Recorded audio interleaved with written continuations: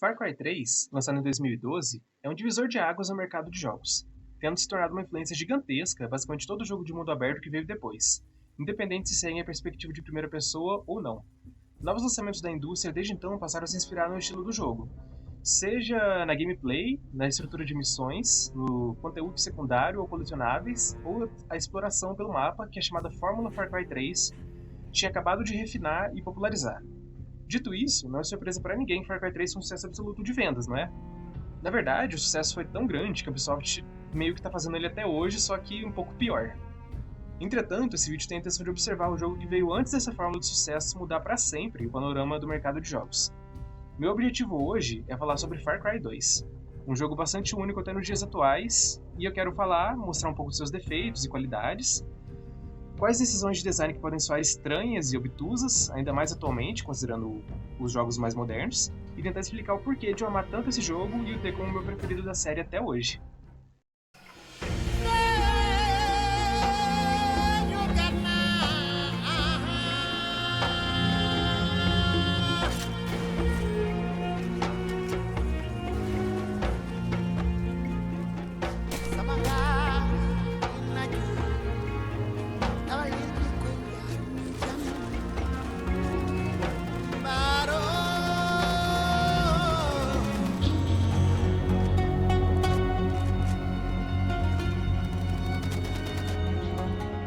Ok, antes do vídeo iniciar de verdade, eu tenho uma recomendação a fazer sobre como aproveitar o jogo ao máximo em um PC moderno.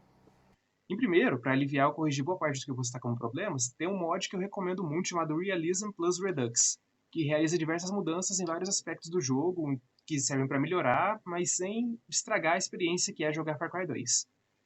Para quem for jogar e quiser instalar o mod, ou quem estiver interessado em ver quais são essas mudanças na íntegra, o link para a instalação do mod está na descrição. Tem dois links, dá para baixar tanto pelo Nexus quanto pelo ModDB. Você pode escolher seu favorito. Segunda recomendação é em relação a um bug recorrente quando o jogo está rodando acima de 60 FPS, onde os NPCs começam a saltar sem parar, ficam mexendo a cabeça para todo lado. Isso pode acabar atrapalhando em diálogos e missões importantes, porque eles às vezes não terminam o diálogo ou até morrem. O Realism Plus Redux resolve esse bug normalmente, mas na chance dele persistir ou você decidir jogar sem o mod, ainda é possível resolver isso. Na maioria dos casos, é só ativar o VSync nas opções gráficas após iniciar, mas caso isso não resolva, você pode colocar o seguinte comando nas opções de inicialização do jogo na Steam. Vou deixar o comando escrito aqui na tela e na descrição. A intenção desse comando é limitar o jogo a 60 FPS para parar de vez com esse bug. Mas basicamente é isso, né? E com tudo isso dito, vamos falar sobre o jogo. Parte 1. Introdução à história, temas e ambientação. Ao clicar em iniciar um novo jogo, nossa segunda escolha após a dificuldade é com quem vamos jogar.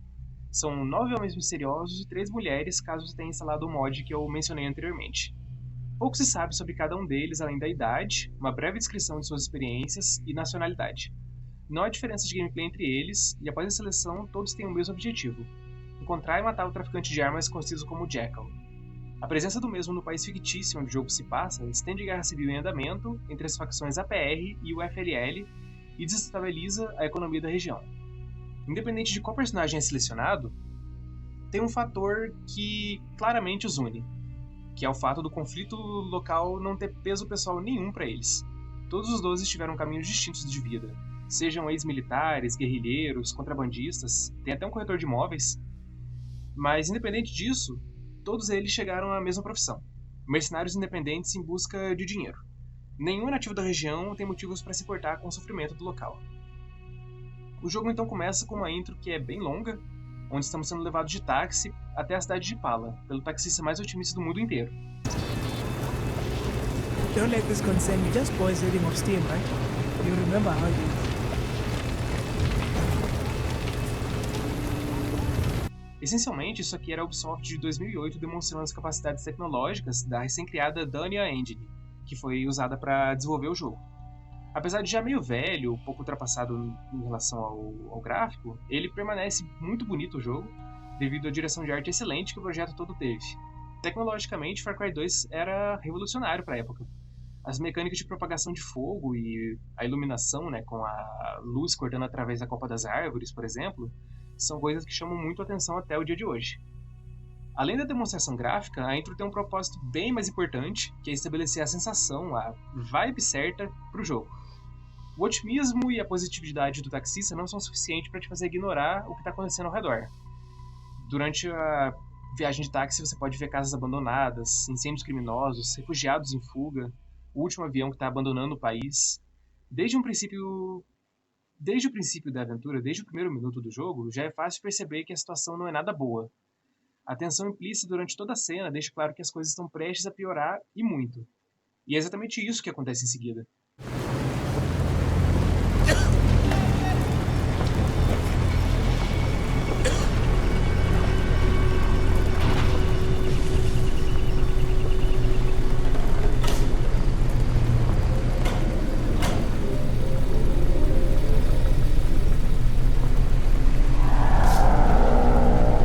Okay, Sam, we are here. We made it tonight. Hey, are you okay? You don't look so good. You tired? O protagonista chega em Impala e já contrai malária, desmaia e acorda tendo todos os seus pertences revirados por ninguém menos do que o Jackal, o homem que deveríamos matar. Jackal é um vilão muito interessante, mas eu vou falar mais sobre ele no decorrer do vídeo. No presente momento, ele só fala um pouco sobre a filosofia de Nietzsche, sobre como ninguém pode matá-lo e como nós já fracassamos na nossa missão devido à doença. Ele deixa um facão e uma pistola e vai embora. Após mais um tempinho desmaiado, o protagonista acorda durante uma quebra do cessar-fogo na cidade. Os mercenários e soldados da APR e o FLL estão trocando tiro nas ruas e ele precisa de fugir, mesmo estando com a febre nas alturas, para evitar ser morto por ambos os lados. A fuga, entretanto, dura pouco devido a mais um desmaio e nossa captura por um dos líderes militares de uma das facções em guerra. Esse líder vai depender de para qual lado você está fugindo, né? Isso é bem legal, né? Muda um pouco assim a introdução do jogo toda vez que você joga. Mas isso resulta com termos que realizar tarefas para esse líder, independente de qual ele seja. Primeiro consertamos um carro com defeito, atacamos um esconderijo e depois investigamos uma base avançada da facção inimiga. Esse ataque nessa base avançada termina com o nosso primeiro contato com o primeiro parceiro que vamos ter durante o jogo. Esses parceiros são selecionados entre os outros personagens que não escolhemos para jogar no início, o que é uma coisa bem legal. Serve para mostrar que todos eles estão envolvidos no conflito e existem de uma forma ou de outra, mesmo não sendo o foco na história ali. Mercenários independentes, como nós e nosso parceiro e futuros outros amigos que ainda vamos arranjar, usam um bar abandonado como ponto de encontro. Esse é o local perfeito para troca de informações, contrabando de itens proibidos e conversas privadas entre partes neutras nesse conflito. Nosso novo amigo, como agradecimento por termos libertados ele do cárcere, promete nos colocar em contato com alguém que pode nos ajudar a arranjar medicamentos para malária.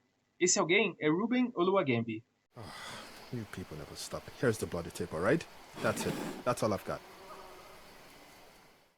Após estabelecermos contato com Ruben, descobrimos que o mesmo é um repórter independente que busca espalhar a verdade sobre as atrocidades veladas que estão acontecendo naquele conflito.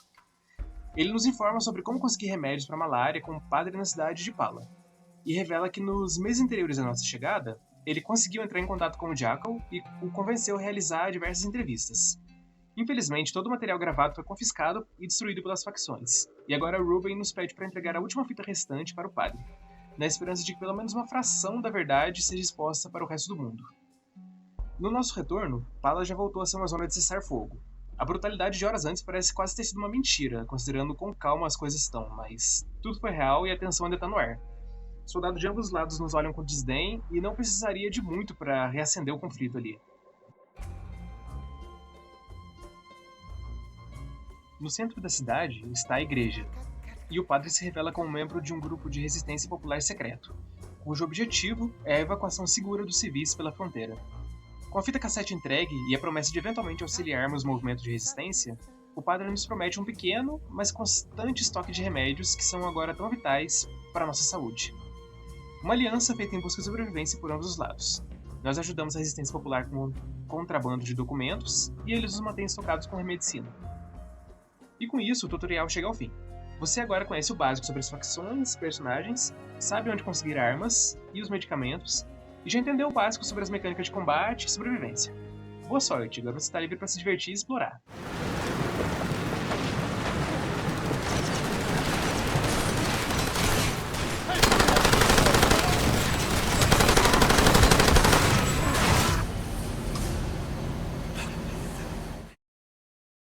com se divertir e explorar, eu quero dizer sobreviver.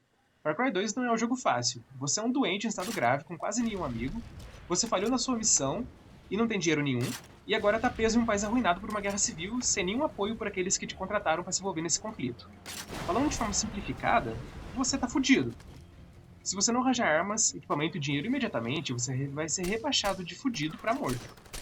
E então, devido a essas circunstâncias infelizes, não temos escolha a não ser trabalhar para ambos os lados do conflito, em busca de informações sobre o Jackal e, obviamente, lucro financeiro. O que esse início deixa muito evidente ao jogador é que ele não é o herói da história. Ele não tá ali por nenhum motivo moral ou ideológico justo, você não domina esse mundo e você é só mais uma arma de aluguel tentando sobreviver mais um dia. Nos primeiros minutos de jogo, você já foi desempoderado 3 vezes, através da malária, a humilhação pelo Jackal e a captura e trabalho forçado a um dos chefes militares locais. Não é nada típico ver um FPS, um gênero onde você é tipicamente retratado como um herói irrefreável, ter coragem de fazer isso, reduzir o player dessa forma. Tudo isso funciona como uma peça de um quebra-cabeça, entretanto. Jogos, no geral, sempre são a soma de partes que formam um todo, digamos. Quanto mais coeso esse todo ser, melhor o produto final. A função desse início é casar a narrativa aos temas apresentados pela história. O conflito de homem versus homem e, em partes, homem versus natureza. Algo que permeia todos os personagens presentes nessa história é uma ganância insaciável, a vontade de poder em meio a uma terra desolada e sem lei. Ninguém escapa disso, nem o Jackal, o protagonista ou as facções. O jogo trata do início ao fim sobre o ciclo de violência em busca de obter e então usar o poder obtido sobre outros, sobre o mundo ao seu redor. Enquanto Far Cry 3 faz referência a Alice no País das Maravilhas, comparando Jason a Alice, que é um jovem ingênuo que vai indo cada vez mais fundo naquele buraco de coelho da insanidade e vai se perdendo de si mesmo, Far Cry 2 lida com temas de conflitos externos, buscando inspiração em livros como Coração das Trevas, por Joseph Conrad. Inclusive, a ambientação de ambos é extremamente similar. As duas histórias se passam em uma nação africana selvagem em estado de anarquia, onde as forças estrangeiras exploram a região e os seus recursos naturais. Um local propício para a proliferação desse lado obscuro, sinistro, ganancioso e obcecado por poder presente dentro de cada ser humano. Em meio a um ambiente desolado e uma natureza impassível, não há nada que freie os desejos mais profundos dentro de cada pessoa. E é nesse mundo caótico e implacável que você existe. Uma força por conta própria, em busca do homem responsável por dito caos. Parte 2. Mecânica de gameplay. Algo que eu acho admirável no Far Cry 2 é o compromisso em manter a coesão entre seus elementos, as peças de um quebra-cabeça, como eu citei anteriormente. A história trata de temas como sobrevivência, desolação, conflitos humanos externos e a solidão em meio a uma natureza apática, tanto a sua presença quanto as suas ações. Seria muito estranho e distoante caso na gameplay nosso personagem fosse uma máquina de matar imparável, que tem um Doomslayer ou Gordon Freeman da vida, né? Mas como que o jogo faz para vender essa sensação de estar preso na pele de um mercenário doente, vulnerável e humano? Eles alcançam esse objetivo através de um design coeso e deliberado entre todas as mecânicas. O primeiro fator, presente para nunca te fazer esquecer que você está doente com o tempo contado, é a malária.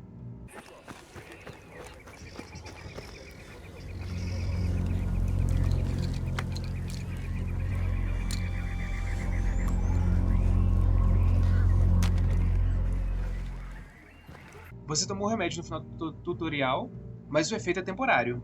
A doença vai piorar e se você não conseguir mais pílulas em breve, você vai morrer. O segundo fator são as armas. Na maioria do tempo, e em quase todos os jogos de perspectiva em primeira pessoa, você interage com o mundo ao seu redor através do seu arsenal, seja matando seus vilões ou causando destruição pelos cenários, e por esse motivo é importante que as armas de um FPS sejam bem modeladas, possuam uma sonoplastia satisfatória e sejam divertidas de se usar, E as Far Cry 2, na sua maioria, sem dúvida alguma, cumprem esses requisitos. Tem alguns probleminhas que eu vou citar mais depois, mas no geral são todas muito boas. Entretanto, uma característica presente em todas elas é que elas são frágeis, velhas, tão desgastadas e correm o risco de quebrar nas suas mãos a qualquer momento. Observa, por exemplo, essa Mach 10 aqui.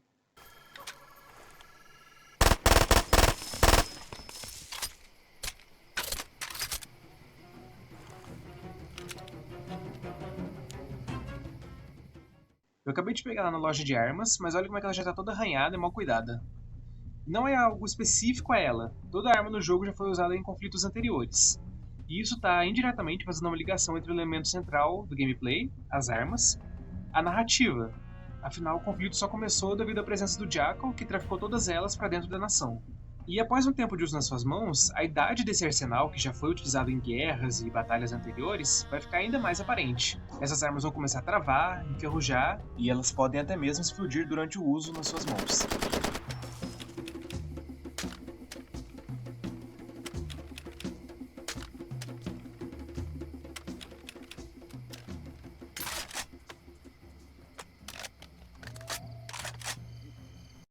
E se você não ficar atento a isso, pode acabar preso em um tiroteio tendo só um facão, porque pode acontecer de todas as suas armas estarem velhas o suficiente para estarem travando ao mesmo tempo.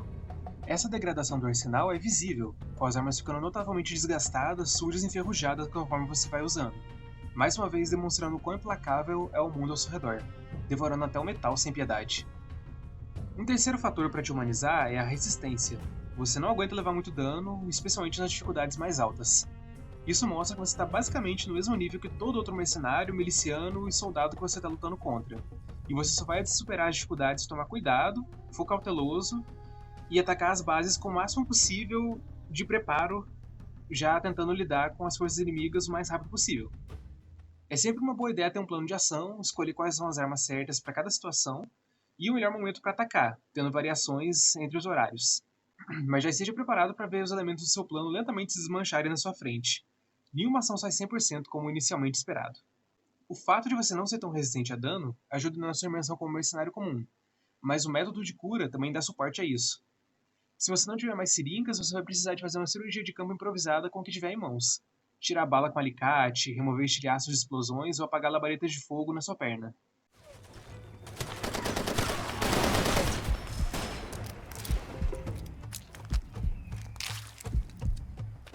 Tudo isso passa um senso físico, uma vulnerabilidade muito humana para o protagonista. E também os veículos utilizados não escapam dessa vulnerabilidade toda que cerca o mundo de Far Cry 2. Se seu Jeep for baleado diversas vezes, você vai ter que descer para arrumar o motor, o que te deixa imóvel, exposto e sob risco caso hajam inimigos próximos. Mas mesmo com tudo isso, os combates não seriam satisfatórios o suficiente caso os inimigos não fossem bem trabalhados, mas por sorte eles são ótimos. Em batalha, eles se comunicam, investigam caso veja algum suspeito, trabalham em grupo, atiram na sua última posição conhecida, ajudam parceiros feridos, usam veículos para perseguir ou te atropelar, se escondem de snipers, evitam incêndios, demonstram medo, surpresa, coragem, e tudo isso através de diálogos e também de ações. É um sistema de inteligência artificial bem complexo e que funciona muito bem. Você se sente lutando contra alguém de igual para igual, duas pessoas em oposição em situação de vida ou morte. A capacidade de adaptação da IA é surpreendente e emocionante, te forçando também a se adaptar e utilizar qualquer vantagem disponível no cenário. E o gameplay se torna muito melhor e muito mais difícil por causa disso. Através desse conjunto de detalhes, os desenvolvedores conseguiram criar inimigos críveis que se encaixam na ambientação e passam a sensação de que, igual você, não querem morrer. E eles nunca deixam de ser uma ameaça claramente humana a você, retornando mais uma vez ao conflito de homem versus homem que é tão importante para a identidade central do jogo.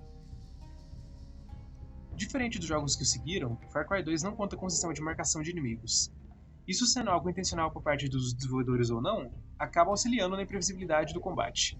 É necessário ficar sempre atento para ver se tem inimigo te flanqueando ou tentando mudar de posição, e mesmo assim, é possível ser surpreendido por um alvo que você feriu, não notou que sobreviveu e agora está escondido apenas com uma pistola em mãos, esperando a chance de tentar te levar junto quando você se aproximar.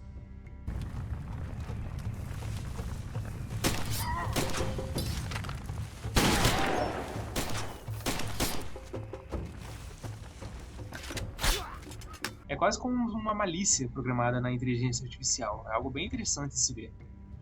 Entretanto, o desempoderamento e a vulnerabilidade do jogador não são as únicas coisas alcançadas com todas essas decisões de design. Como eu mencionei antes, o jogo se torna imprevisível assim que as balas começam a voar. E essa característica é um diferencial notável que poucos jogos, sejam eles antigos ou novos, conseguem alcançar com tanta intensidade. Um tiroteio caótico pode a qualquer momento ganhar novas camadas de complexidade quando você sofre um ataque de malária, sua pistola emperra, um incêndio consome a área onde você estava se escondendo, ou um inimigo com uma espingarda te flanqueia e te mata com um tiro na hora.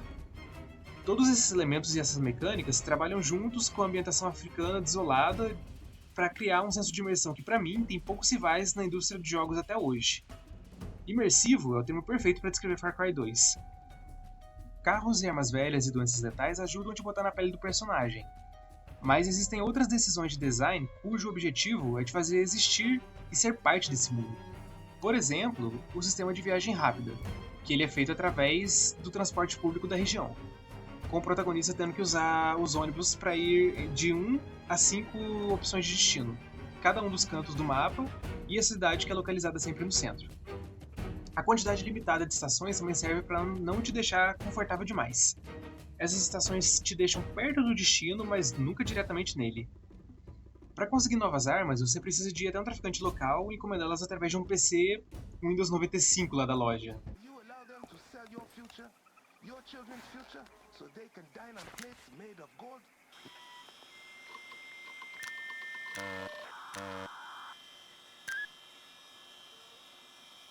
Uma decisão genial com G maiúsculo foi transformar o mapa do jogo em objeto físico. Ao apertar Tab, o personagem puxa o mapa, que é uma prancheta cheia de cartas e mapas cartográficos daquela região com um GPS antigo. E você tem que se orientar utilizando os dois em conjunto, tanto o GPS quanto esses mapas antigos. Todas as encruzilhadas apresentam placas que indicam para onde cada rota leva, auxiliando o jogador a manter sua orientação em conjunto com esse GPS e esse mapa. Isso é bem orgânico durante o gameplay. A tela em si se mantém com o mínimo de informações possíveis, só mostrando elementos do HUD em combate quando é necessário. Por exemplo, mostrando a munição quando você dá tiro ou HP quando você é baleado. A ambientação em si é um dos fatores mais importantes para com que todo o conjunto também funcione. Todos esses elementos de gameplay se desenrolam em áreas urbanas cheias de barricadas, ou então habitações precárias de barracos, selvas fechadas e sombrias onde é possível ouvir o som de animais distantes em meio a uma trilha sonora sutil e atmosférica, ou então em um pôr do sol em meio à vastidão do deserto pontilhado por resquícios de sociedade organizada, um depósito de gasolina, um trem enferrujado sendo devorado pela areia, tanto de forma literal quanto metafórica. O vazio expansivo te deixando com uma sensação no peito quase triste até.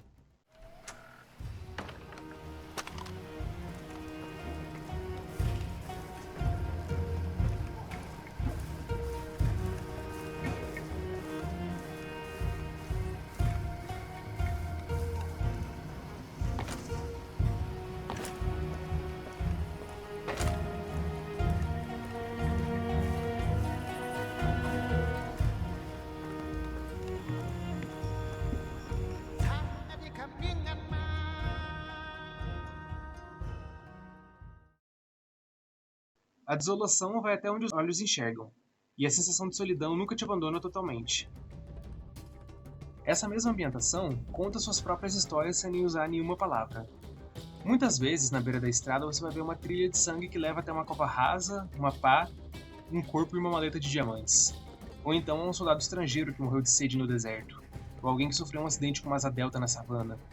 Essas técnicas de contar a história visualmente é muito efetiva em criar um mundo vivo, que existe independente das suas ações. Mais uma técnica empregada para criar a atmosfera exata que os desenvolvedores tinham planejado. Se o jogo tivesse apenas um ou dois desses elementos, seria bacana, mas não tão especial assim.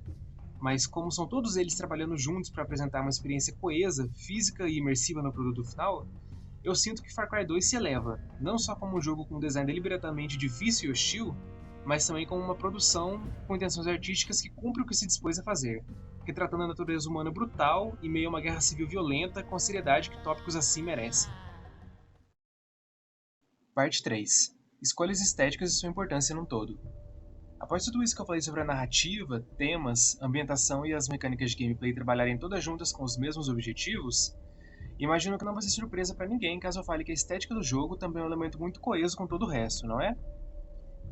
As escolhas visuais tomadas pelos desenvolvedores são como um ingrediente não tão secreto que faz com que a mistura toda dê certo.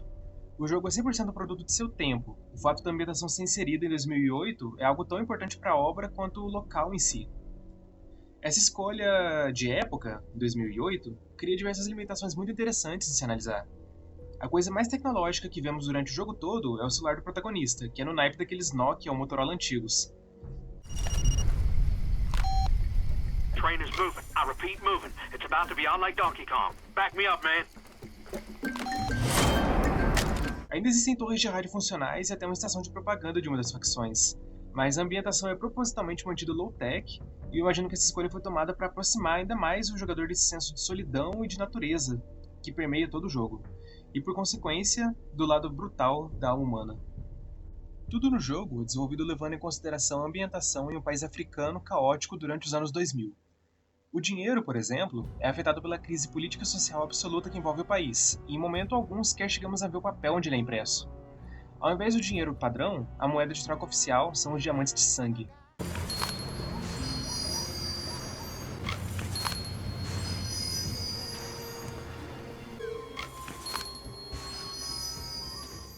Escondidos em maletas espalhadas pelo mundo e recebidos como pagamento pelos nossos serviços, serão sem dúvidas utilizados para comprar mais armas e continuar a propagar o ciclo de violência.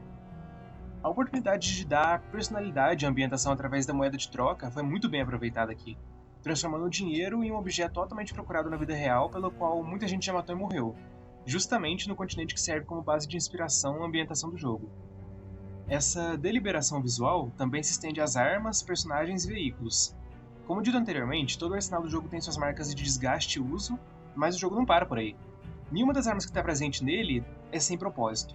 A maioria delas é derivada de arsenais bélicos europeus pós-Segunda Guerra, armas soviéticas, belgas e alemãs presentes em grandes números no mercado negro, já defasadas quando comparadas ao arsenal empregado pelos exércitos regulares dessas nações tão estáveis hoje em dia. Mas nem todas elas encaixam nessa descrição. Algumas, como o rifle M1903, são muito mais antigas.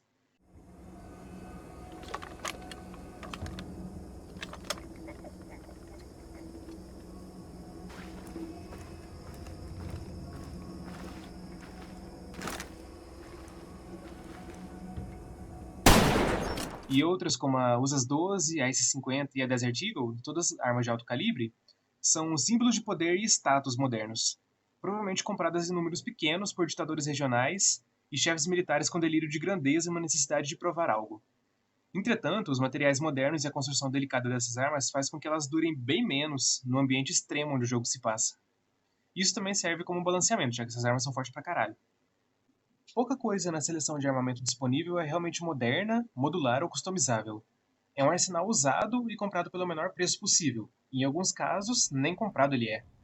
O explosivo improvisado é exatamente o que o nome diz, improvisado, algo feito às pressas, usando minas terrestres como bombas velhas como carga explosiva, e um celular similar ao do protagonista como um detonador. Fios expostos são o menor dos problemas nesse dispositivo precário. Os personagens também refletem essa estética irregular e duvidosa. Dentre os 12 protagonistas, mal é possível montar um kit de proteção física completo. O Warren, por exemplo, que é o mais protegido entre eles, tudo que ele tem é um colete à prova de balas, meio defasado e uma cotoveleira. Os outros 11 estão pior ainda quando o assunto é proteção. E os inimigos também vivem e morrem pela mesma estética. Quase todos usam roupas casuais que não oferecem proteção nenhuma, e é basicamente impossível distinguir inimigos de uma facção aos da outra somente pelo visual. Eu não posso falar pelos desenvolvedores, mas isso pra mim parece ter sido uma escolha intencional, que é feita para demonstrar que ambas as facções lutam somente por poder e controle. Qualquer princípio que um dia possuíram, não existe mais. A UFLL, Frente Unida pela Liberdade de Trabalho, em sua simbologia e ideias, se assemelha às guerrilhas da vida real, pessoas sem treinamento de combate lutando pela independência da nação. Metade das tropas da UFLL são mercenários estrangeiros contratados vindos da Europa ou América do Sul e Central.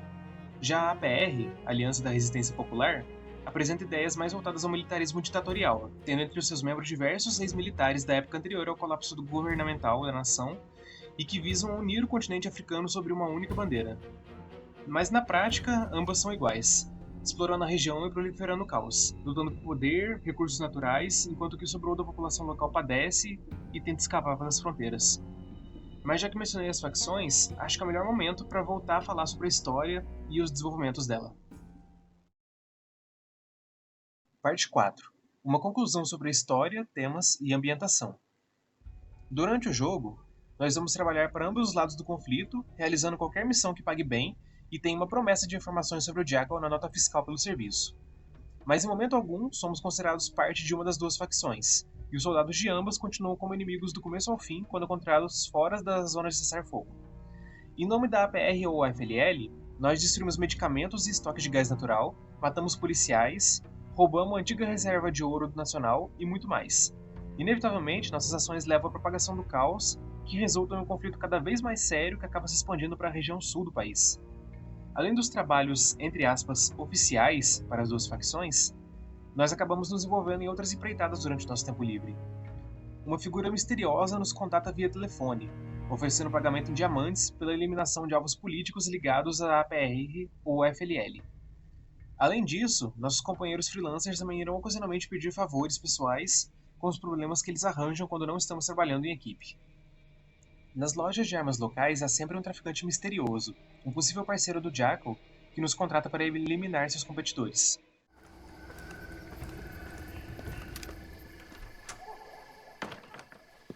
You look like you know your way around an ambush. Could be I have a deal for you. My competition's bringing in a shipment of shitty AKs and the usual low-end trash from the northwest. You make sure that convoy never comes in. I'll make sure you got some fancy new toys to choose from next time you're here. That's what I want to hear. Ao concluir essas missões, novos itens ficam disponíveis para compra, o que aumenta nosso arsenal. E, é claro, existem as missões focadas em ajudar o movimento de resistência popular, matando mercenários hostis aos civis e contrabandeando documentos de viagem para os mesmos em troca de remédio para a malária. Far Cry 2 evidencia seu sistema de brutalidade, seu conflito de homem versus homem de forma orgânica e através do gameplay. Conforme o jogador descobre táticas mais efetivas para lidar com campos inimigos, é provável que mais violento o jogo se torne. Você passa a usar fogo para forçar inimigos a saírem de seus esconderijos, atirar para ferir e usar o ferido como isca. Tudo isso para cumprir missões que irão, sem dúvida, piorar a situação de todos os envolvidos nessa guerra. É uma maneira interessante que permite com que um jogo de forma livre como esse consiga conectar a narrativa e o gameplay de forma tão efetiva. Entretanto, durante essas missões de moralidade duvidosa, durante nossa exploração das regiões abandonadas e solitárias espalhadas por esse mundo, é possível encontrar resquícios do trabalho de Ruben. Pelo visto, nem todas as gravações da entrevista com o Jackal foram destruídas, e através do que encontramos, é possível desvendar, ou pelo menos tentar, encontrar uma solução para esse enigma que esse infame traficante de armas é. You can't break a man the way you break a dog or a horse. The harder you beat a man, the taller he stands. To break a man's will, to break his spirit, you have to break his mind. Men have this idea that we can fight with dignity, that there's a proper way to kill someone. It's absurd. It's anesthetic. We needed to endure the bloody horror of murder. You must destroy that idea. Show him what a messy, terrible thing it is to kill a man, and then show him that you relish in it. Shoot the wound, then execute the wounded. Burn them. Take them in close combat. Destroy their preconceptions of what a man is, and you become their personal monster. When they fear you, you become stronger. You become better. But let's never forget, it's a display. It's a posture, like a lion's roar or a gorilla thumping at his chest. If you lose yourself in the display, if you succumb to the horror, then you become the monster. You become reduced. Not more than a man, but less. And it can be fatal. Através dessas gravações de áudio, é possível entender como que o Jackal opera, trazendo as armas pela fronteira, lucrando com a tripulação e revendendo arsenais obsoletos oriundos de desarmamentos após o fim de guerra em outros lugares do mundo.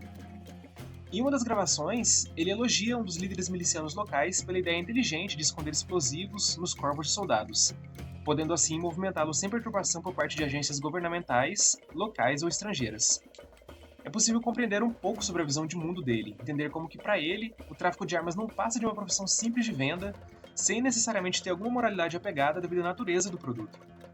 Não é a coisa mais comum ver roteiros de jogos tratando sobre filosofia, ainda mais quase 2 décadas atrás, mas algo que fica claro sobre o Jackal desde o início é o quanto ele aprecia a literatura de Friedrich Nietzsche. Sua visão de mundo niilista e seu senso moral são todos em uma interpretação do filósofo alemão e seus escritos, que, de acordo com o próprio, o ajuda a entender a vida em meio a esse mundo violento que ele habita. Jackal considera suas ações, em parte, como uma forma de diminuir a injustiça do mundo, dá uma chance de luta aos oprimidos, sem se recusar a vender para ninguém. E o comentário que o mesmo faz sobre as dinâmicas de opressor e oprimido no mundo moderno é algo muito interessante. Vale a pena ouvir. I'll tell you what's sick. People in the UK, in the US, fucking Canada, Sweden, they pay their taxes and some remote piloted drone fires a missile into a public market to hit some warlord. Yeah, so maybe war doesn't happen for another 6 months and the price of their gluten-free sorghum bread stays low. It's not sick to harm people. It's sick to bump off their crooks and dictators in protection of our interests and then call it international justice. These people don't have remote-piloted drones guarding their interests 10,000 miles away. They don't have a war machine paid for with taxes. Where I am, they usually don't even have a fucking government. The drone is the oppressor. The gluten-free sorghum bread is the oppressor. The AK-47 is the great equalizer. I empower these people. A cada gravação que você encontra é como uma nova face dada a um personagem que existe quase como um mito. Em uma gravação, ele fala sobre como existir e lidar com o ambiente violento de uma guerra sob a perspectiva de um instigador. Em outra, ele expressa tristeza ao ver um soldado criança saqueando um cadáver na beira da estrada. Em outras, ele raciocina e tenta entender de forma lógica qual o valor de uma vida humana, levando em conta todas as variáveis que podem existir quando se mata alguém. Seria esse assassinato responsável pela salvação de outras 100 pessoas? E se for somente para salvar a si mesmo? Seria mesmo possível calcular o valor de uma vida humana e sequer vale a pena tentar responder esse cálculo? Em uma das últimas entradas de áudio encontradas, ele expressa sua incredulidade perante o absurdo que essa guerra se tornou. Como a APR e a OFLL não realmente significam mais nada, não há ideologia e nem mesmo desejo de vitória. As facções existem somente para perpetuar o ciclo de violência originado pelo conceito de vontade de poder de Nietzsche, onde cada ser humano existe para descarregar sua força sobre outros e o mundo ao seu entorno, independente do contexto. O Jackal da primeira fita que ouvimos não é o mesmo homem que gravou a última. Não é possível compreendê-lo totalmente, até mesmo no final, e o mistério é proposital. Mas é possível que Ruben tenha mudado algo na mente dele, mas nós só saberemos realmente quem ele se tornou no último encontro que tivermos. Um pequeno aviso antes de continuar, mas a partir de agora vão ter alguns spoilers do final do jogo, então caso você não queira ver, adiante o vídeo para a minha conclusão.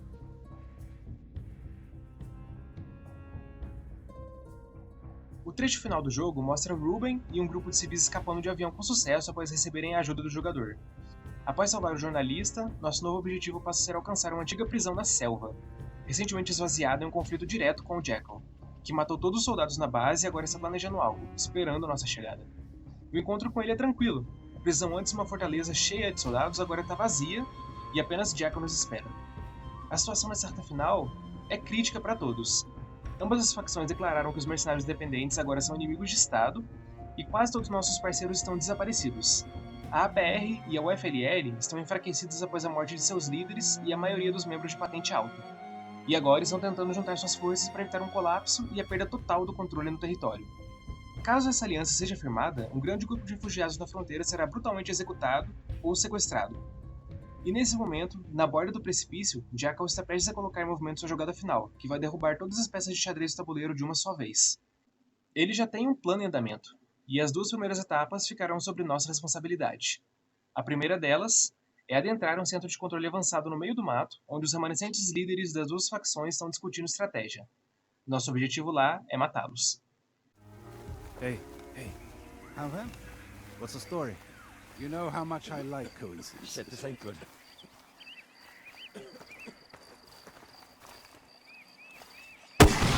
A segunda parte é recuperar a maleta de diamantes do revendedor de armas que tem trabalhado conosco desde o começo do jogo. Com as facções prontas para se unirem em uma ação monstruosa contra a população local, todas as forças estão se mobilizando para agir. Os comandantes estão em campo, definindo estratégias e liderando o ataque, e traficantes de armas e mercenários estão buscando uma saída do país antes da situação piorar ainda mais. Todos estão expostos e não há melhor momento para atacar, apesar de as circunstâncias deixarem tempo disponível curto. De acordo com o Jackal, toda essa guerra, as facções, os mercenários, os vendedores e traficantes de armas, não passam de um câncer que se espalha e consome tudo que toca. Ele decidiu pôr um fim a isso. É hora da quarentena, a destruição de todas as células comprometidas antes que se espalhem novamente. E para realizar esse plano, ele precisa da nossa ajuda. Enquanto realizamos os dois primeiros passos, Jackal sai para preparar a terceira e a quarta etapa de seu plano. Nosso próximo encontro com ele é o último que teremos. As facções estão em completa desordem sem seus líderes, nossos antigos parceiros estão mortos e os diamantes estão em nossas mãos. Enquanto executávamos a primeira e segunda parte, Jackal realizou um acordo com os guardas da fronteira pela passagem segura dos civis, com os diamantes sendo o pagamento. Ele também preparou uma bomba para selar a passagem que vai ser utilizada durante esse êxodo de refugiados, impedindo o caminho de seus perseguidores. Ambas as etapas precisam ser realizadas em sequência, uma por você e outra pelo Jackal. Entretanto, há um porém. Jackal espera que quem leve os diamantes, seja ele ou você, cometa suicídio com uma arma inclusa na maleta contendo as pedras preciosas. De acordo com ele, essa arma nunca trava. E a segunda pessoa, ao ativar os explosivos, irá sem dúvida ser levada junto na explosão. O plano foi feito para eliminar todas as células do câncer, vilão e protagonistas incluso. Obviamente, caso o jogador decida ser quem vai levar os diamantes, não há confirmação alguma que o mercenário protagonista foi até o fim com o plano, botando um fim à própria vida. Mas isso não muda o fato de que ele está em estágio avançado de malária, uma doença que se torna cada vez mais difícil de curar com o tempo. As chances de sobrevivência dele são baixas ou nulas, independente de qual sua escolha. No fim, de uma forma ou outra, o plano de Jackal se concretiza. Os civis escapam do país, a passagem é selada e tanto a APR quanto o FLL se destroem na tentativa de manter um governo na confusão que se seguiu. O país permanece em anarquia até hoje, dizem os créditos. Ruben é visto fotografando e entrevistando os refugiados na fronteira, mas no fim, sua cobertura extensiva sobre toda a guerra e a figura polêmica do Jackal foi ignorada pela mídia internacional. Ele publicou a história de forma independente e sem fins monetários, revelando a verdade mesmo que para um número muito pequeno de pessoas. Presumido morto, o corpo de Jackal nunca foi encontrado. Redenção talvez não seja a palavra correta para definir a conclusão da história. Mas após todo o mal causado, todas as mortes e famílias desabrigadas pela guerra, Jackal e o protagonista, ao menos, conseguiram botar um fim a tudo isso. A história de Jackal chega ao seu suposto fim da mesma forma que começa, ambígua, misteriosa e até mesmo contraditória em certos momentos. Os mais de 2 milhões de refugiados estão a salvos e o conflito armado chegou ao fim, mas nada disso teria chegado a um ponto tão crítico se ambos nunca tivessem ido até o país. Durante o jogo você vai cumprir suas missões e como você vai realizá-las é totalmente aberto às suas escolhas. Você cometerá atos de brutalidade absurdos, mas também salvará civis da morte certa. Você vai destruir o arsenal de traficantes de armas, mas sempre por motivos egoístas. Ao fim, você vai ter experimentado um pouco de tudo dentro da moralidade e psicologia convencional, sem ninguém para te impedir ou julgar. É uma história cinzenta que trata sobre a natureza humana e sua capacidade para grandes ações, boas ou más, e para mim, Far Cry 2 é uma conclusão muito apropriada a toda essa história de ciclos de violência e busca por poder. Em algum momento, é provável que outra guerra se inicie, instigada por algum outro traficante ou grupo de mercenários gananciosos, mas pelo menos dessa vez, os culpados conseguiram corrigir uma pequena parcela de seus pecados. Parte 5. Críticas e conclusão. Depois de falar sobre todas essas características de um jogo, que é uma experiência que eu gosto tanto, seria um pouco injusto da minha parte não falar sobre os pontos negativos dessa experiência total. Talvez esse vídeo tenha convencido alguns de vocês que assistiram a experimentar o jogo pela primeira vez, ou então dar outra chance a ele. Então é justo da minha parte falar também sobre os elementos da experiência que são problemáticos. Uma coisa que me irritava bastante durante o gameplay era a velocidade absurda com que os inimigos respawnam. Você troca tiro com os soldados em um bloqueio na estrada, anda uns 100 metros, e se por algum motivo precisar voltar pelo mesmo caminho, já pode se preparar para trocar tiro com eles de novo. É algo irritante, deixa o progresso lento e repetitivo, além de ser muito artificial e contraprodutivo a experiência atmosférica e imersiva. Foi uma decisão bem ruim deixar o respawn tão rápido. E eu só tô falando desse problema no passado porque o Realism Plus Redux conserta esse problema. Os inimigos ainda respawnam, o que serve para deixar o mundo ainda perigoso, mas também tem um tempo bem longo agora entre o combate e eventual retorno deles. Além disso, o jogo não escapa da trend profana da época em que ele foi lançado, com o gráfico sendo coberto por um filtro nojento que tira toda a saturação da imagem, deixando-a cinzenta e sem vida. Jogando com o gráfico original, em alguns momentos eu me sentia incomodado. Odiava fazer as missões do período noturno devido às cores com que tudo ficava. Mas por sorte, esse filtro é desativado ao instalar o Realism Plus Redux. O mod também deixa os inimigos um pouco mais realistas quando o assunto é resistência a dano. Originalmente, eles conseguiam sobreviver a diversos tiros de calibres pesados, até mesmo a queima-roupa, o que não é muito satisfatório de se ver em um jogo de tiro. E falando em tiro, o mod também aumenta a durabilidade de todas as armas, apesar de que uma mecânica que me agrada muito, o degradamento das armas, no original elas não duram nada. Após o uso em alguns embates, elas já estão dando sinais de ferrugem e não demora até começarem a travar direto. A frequência com que isso acontece no jogo base pode ficar meio irritante às vezes. Apesar do jogo ser ambientado em um país durante uma guerra, há muito pouco no departamento de batalhas. Tirando a introdução com a fuga do hotel, os inimigos basicamente nunca demonstram algum tipo de hostilidade uns para os outros.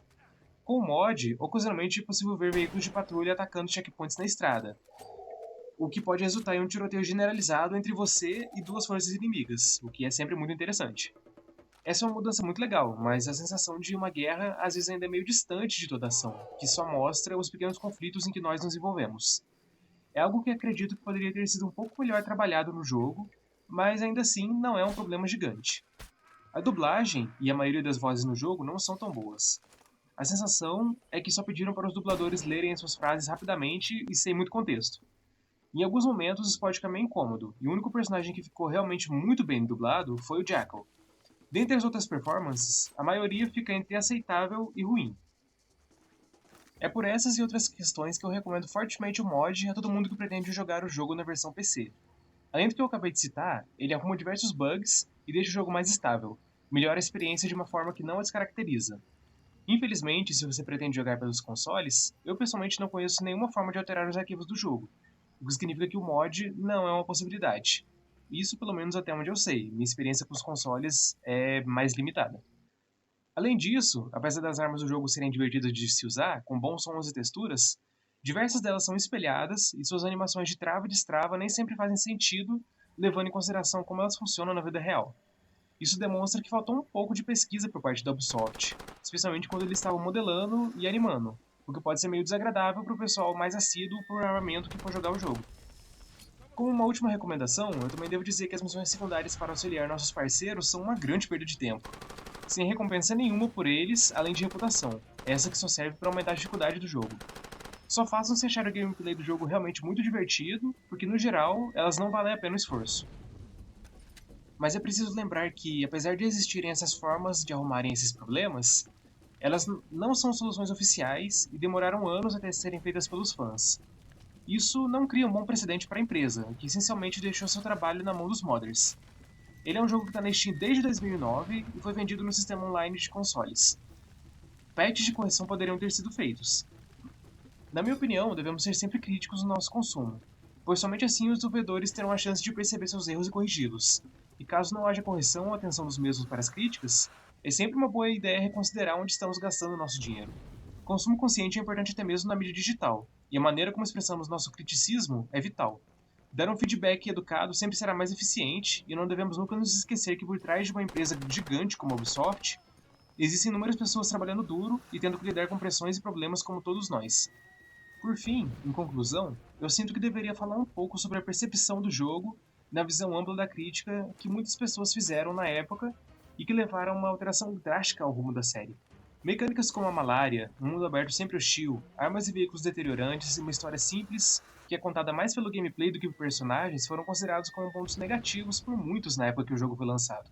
O tempo que você passa dirigindo, andando entre objetivos, abrigos e lojas de armas, traçando planos só pra ver tudo dando errado nos primeiros 5 minutos de tiroteio, é sem dúvidas algo frustrante.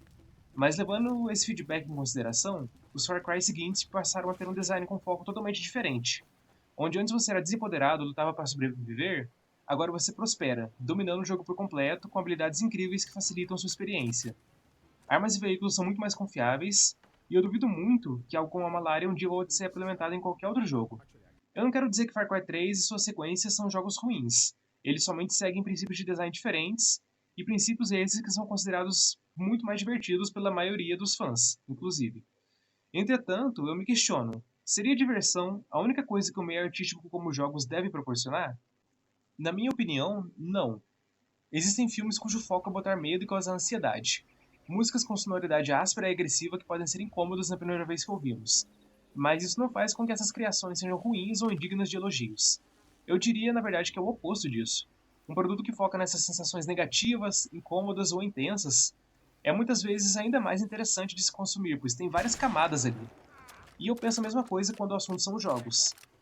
A tensão gerada ao ter um ataque de malária durante um tiroteio, o estresse causado por ser baleado e precisar de ajuda do seu parceiro, ou então precisar fugir com medo de perder horas de progresso quando o inimigo te surpreende em um momento inoportuno. Tudo isso pode ser considerado como antidiversão. O jogo está te contrariando, impedindo sua vontade e te forçando a se adaptar na hora. Mas o jogo retrata uma guerra, uma experiência altamente letal e destrutiva para todos os envolvidos. E eu fico feliz que os desenvolvedores tiveram essa ousadia, a coragem de sacrificar parte dessa diversão tradicional em nome de uma visão artística da obra como um todo.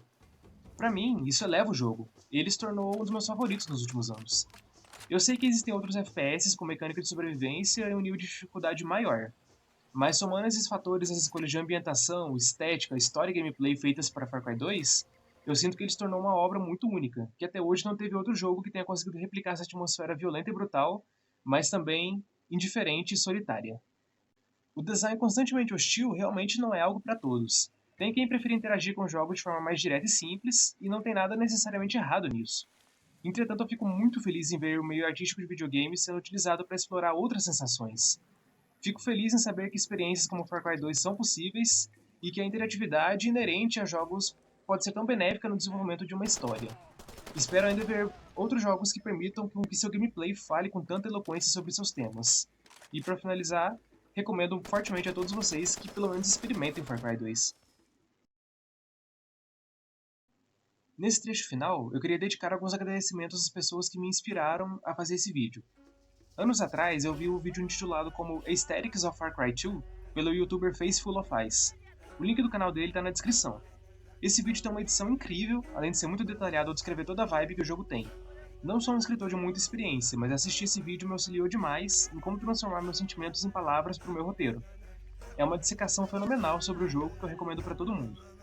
Outro vídeo que me ajudou bastante nisso foi feito pelo youtuber Jarek the Gaming Dragon, chamado Analyzing Far Cry 2 Loneliness. É outro que eu recomendo muito e que também me auxiliou de forma parecida em como trazer meus sentimentos para o texto. O link do canal dele também está na descrição.